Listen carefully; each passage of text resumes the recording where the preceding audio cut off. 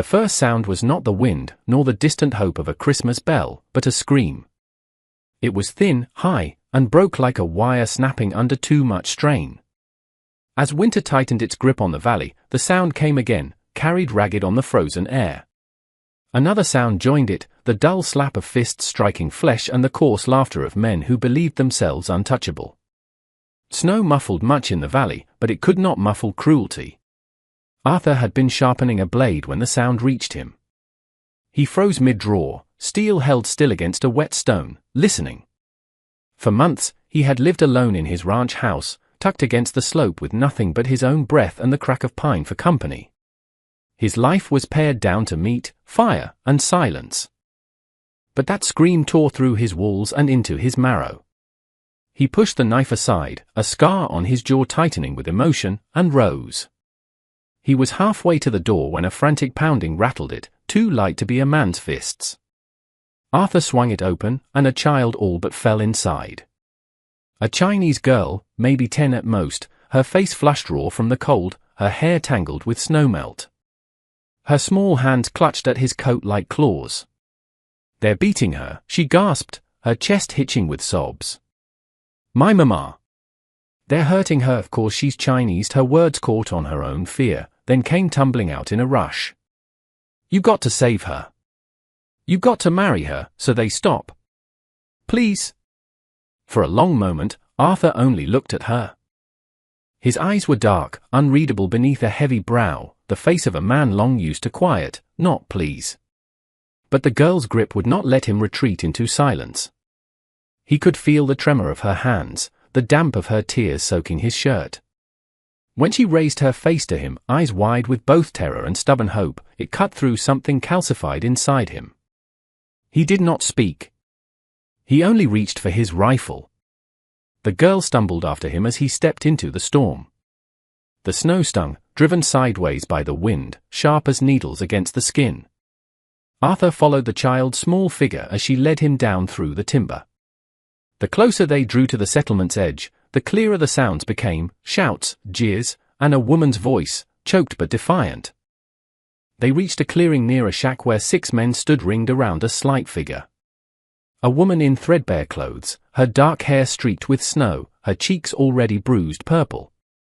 She staggered but stood, clutching her arms as if to hold her ribs together. Laughter cut the night open. Arthur stepped from the shadow into the lantern light, his presence stopping the nearest man mid-jeer. "Well, well," one spat. "The hermit's come down. This ain't your business, Graham." "Go back to your hole." Arthur said nothing. He only let the rifle rest easy in his grip, its barrel angled low but steady. His silence carried more weight than shouting. One of the men sneered, "Maybe he wants her, too," and shoved the woman forward so she sprawled in the snow, coughing blood onto the white drift. The girl whimpered from behind a woodpile. Arthur moved then, swift and silent. He swung the butt of his rifle hard into the jaw of the closest brute. The crack of bone snapped through the air, and the man fell like a felled tree. Shouts erupted as the others came at him. He swung again, the rifle stock smashing into ribs. He pivoted, driving his shoulder into another's chest. Fists landed against his back, one catching his temple. He grunted but his grip did not falter. The woman scrambled away, her daughter darting to her side. The fight was ugly and close, breath steaming in the frozen dark. Arthur bled from a cut at his brow, but he stood immovable.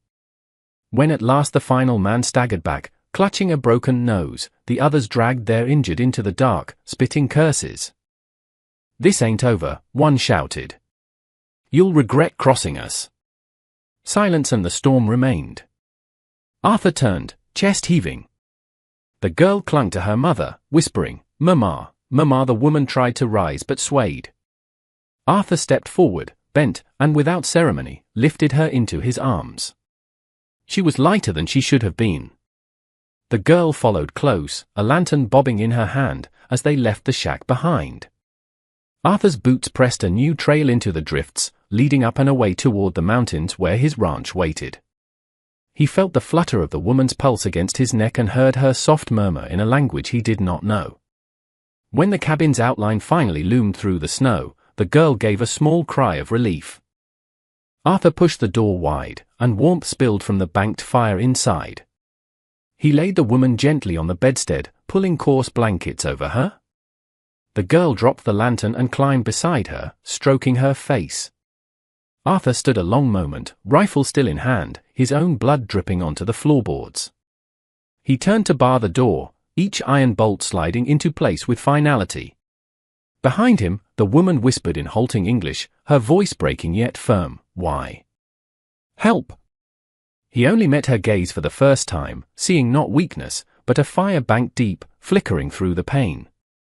The girl, her eyes wide, whispered once more into the hush, "You'll marry her now, won't you?" Outside, the wind keened against the shutters, but within the cabin, a frail warmth began to gather. The fire had been coaxed higher, its glow throwing long shadows against the timbered walls. Arthur sat near the hearth, the muscles in his arms corded as he worked the edge of a log with his knife. On the narrow bed, the woman, Lena, lay half-raised, her child, Mai, curled at her side in a fitful sleep.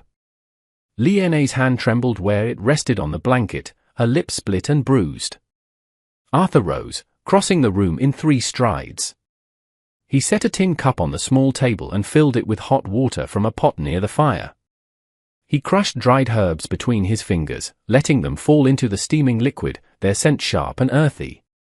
Without a word, he placed it near her hand. She startled at his closeness, dark eyes lifting to his. Slowly, she wrapped her fingers around the cup, sipping the warm liquid and wincing as it touched the cuts in her mouth. Yet she drank because he had offered. Arthur returned to the fire, his face turned toward the flames. The silence was no longer the empty quiet of solitude, but the tentative quiet of strangers forced together. After a time, she spoke, her voice faint but clear. "My name is Lena." Arthur did not answer at once. He leaned forward, feeding a stick to the flames. At last, he said, his own voice rough with disuse, "Arthur." The sound of their names hung in the air, soft but binding. Mai stirred, murmuring in her sleep, and Lena smoothed her daughter's hair, her lips moving in a quiet lullaby. The melody was unlike anything Arthur had heard before, low and lilting, carrying both sorrow and sweetness. He felt the tune thread through him, awakening corners of memory he thought long buried. When the song ended, Lena's gaze drifted to him. "You saved us." He shook his head once. "Men like that don't stop easy. They'll come again." Her jaw tightened. "Then we should go." The suggestion cut into him sharper than he expected. He had lived for years without the weight of others, yet the thought of them stepping back into that storm, back toward a world waiting to break them, filled him with a profound unease. He looked at Mai asleep, then at Lena, her face marred but her gaze steady. He said only, "Not tonight." She studied him for a long breath, and something unspoken passed between them, an acknowledgement, perhaps, or the first glimmer of reluctant trust. Morning brought a grey light filtering through frost-glazed panes. The storm had settled into a steady, quiet snowfall. Mai woke first, rubbing her eyes. "You're big," she said, looking at Arthur with the open curiosity of a child. He merely lifted a brow as he ladled porridge into 3 bowls. Lena tried to rise and faltered, pain flaring in her ribs. Arthur was beside her instantly, one hand steadying her elbow. She stiffened at his touch, pride flashing in her eyes, but she let him help her sit.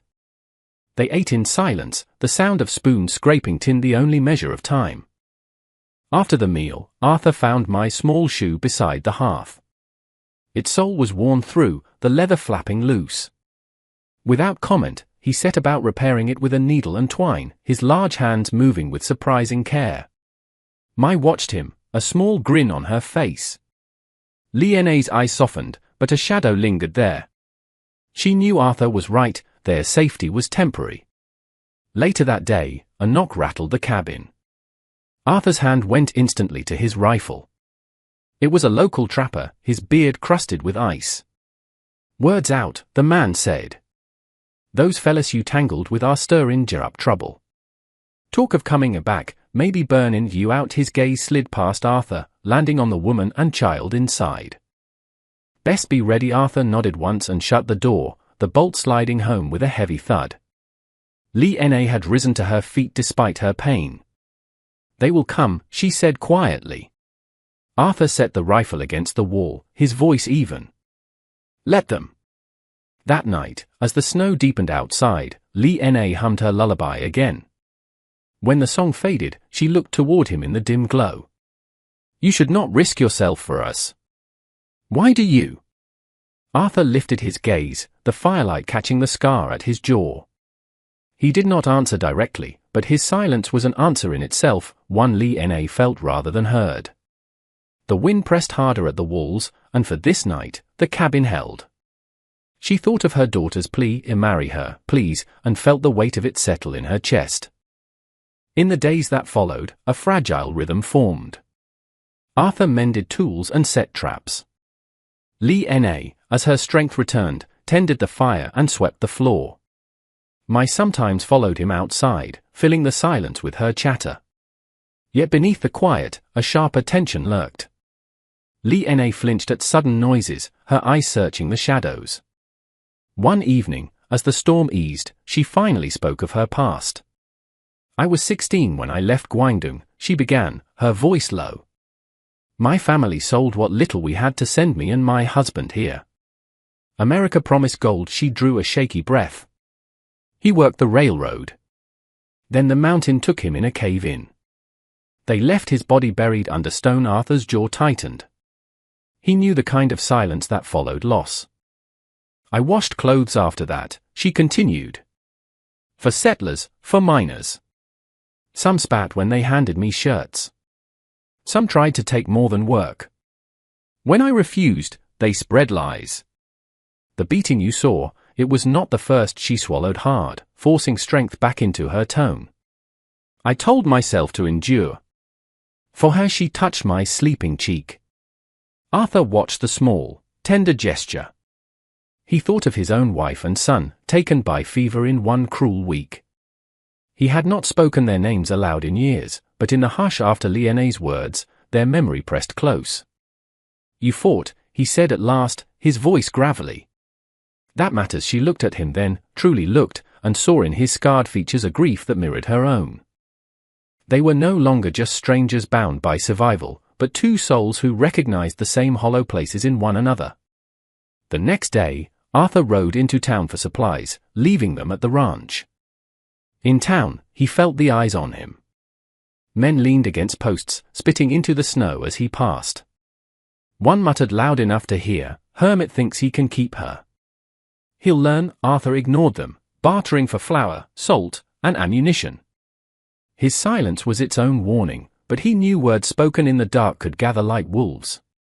By the time he rode back, dusk had settled.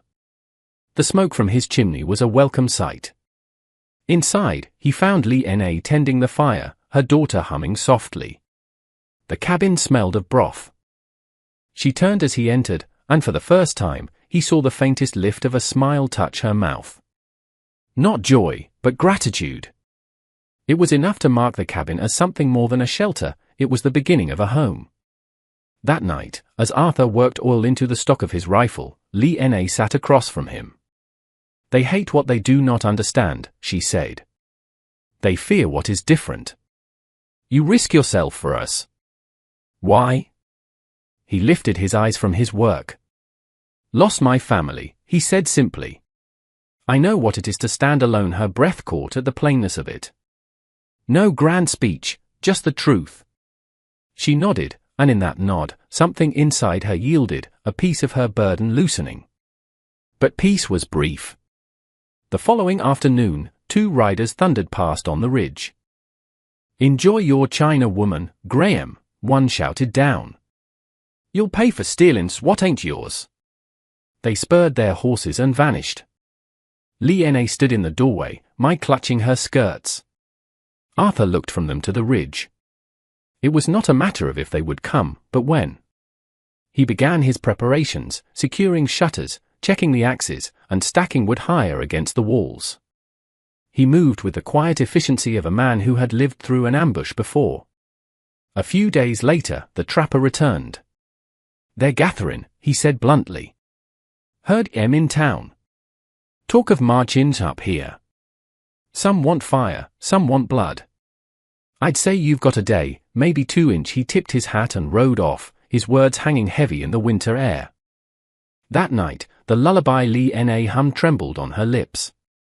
When she finished, Arthur looked at her. You should know, he said, his voice low. Once they come, there won't be any turning back. Her throat tightened. Then we fight. The words surprised her even as she spoke them, but once free, they steadied her spine. Snow began to fall again, and in the distance, the wind carried the faint sound of voices. Arthur stood, every line of his body tense. In the dark, men were already moving. The night broke open with fire. Torches flared against the dark, their orange light flickering across snowdrifts. The sound of a dozen men carried up the slope, boots crunching, voices rough with drink and hate. Inside, Arthur rose, rifle in hand, his face set in stone. Li Na froze, pressed to her skirts. He gave them one look, then unbolted the door and stepped outside. Graham, the leader called, his hat pulled low. You've gone soft, hidden a China woman in your bed. Best hand her over, for we burn you out. Arthur's silence was its own kind of weapon, heavier than any curse. From the doorway, Li Na appeared, her shawl pulled close, her eyes alight with a quiet fire. The leader sneered, raising his torch. See? She don't belong here. Give her back to us, and maybe we let you live. Arthur's voice cut through the wind, low and gravelly. No. The single word cracked the night like a shot. Rage erupted. A man surged forward, and Arthur fired. The rifle's crack split the storm, and the man's torch fell hissing into the snow. Chaos followed. Men roared and charged. Arthur dropped his rifle, swinging the butt into one man's jaw, then pivoting to slam his shoulder into another. Snow churned under boots, blood-speckled white drifts. From the doorway, Li Na watched with fierce resolve. When one man broke past Arthur, she seized an iron pot from the fire and flung its boiling contents into his face. He screamed, clawing at his eyes. Arthur fought like a man with nothing left to lose, but there were too many. His breath came ragged, blood dripping from a gash at his temple. He felt the weight of them like a tide, threatening to swallow him whole. Then, the mountain itself gave its answer. The snow that had hung heavy all week groaned from above. A crack echoed across the ridge, and the world vanished into a roaring, thundering avalanche of ice and snow. The white fury tore down the slope, swallowing torches, men, and shouts. Arthur grabbed a cabin post, bracing himself as the edge of the slide rushed past. The settlers' screams were cut short by the roar as the earth trembled, burying everything in its path. In moments, it was over. A deep, suffocating silence returned. The clearing was altered, half the men gone under the mountain's weight. The rest fled into the night. Arthur straightened slowly, chest heaving. He was blooded and torn, but he still stood. He turned toward the cabin where Li Na was clutching her daughter, relief breaking across her features. She stepped forward and knelt beside him, her trembling hands reaching to touch the cut on his brow. Her fingers were gentle as she wiped the blood away. They will not come again, she whispered, her voice raw but certain. For years, Arthur had lived without purpose, locked in grief. Tonight, in her eyes, he saw not weakness, but fire. The girl, slipped from her mother's arms and clutched his coat. You saved Mama. You saved us, she said, her eyes shining. Now you'll marry her? Won't you? The question struck again, small yet piercing. Li Na froze, but Arthur did not move away. His gaze stayed fixed on hers, steady and searching. Dawn broke slow and pale over the snow-laden ridge. Arthur stood with Li Na at the edge of the clearing, the child between them. Take my name, he said, his voice rough. You'll be safe here. It was not romance or poetry, but a shield and a promise, carved from a man who spoke with deeds, not flourishes. Tears welled in Li Na's eyes, slipping silently down her cheeks. She nodded once, sharp and certain. Arthur placed his broad hand gently over hers. His scarred fingers dwarfed her own, but the weight was not heavy. It was steady. Above them, the sun broke through the clouds, gilding the snow with light. The cabin was no longer a hermit's refuge, it was a home, hard won and fragile, but real. The mountain had taken lives, but tonight it had given something back. Mai, caught between them, whispered with the final certainty of a child who believes what they see. "Now we're a family." The words lingered in the cold air, fragile and luminous. The cruelty of men had come with fire and hatred, but the mountain had answered with fury. What remained now was silence, broken only by the crackle of fire within and the faint hum of a lullaby from Liane's lips.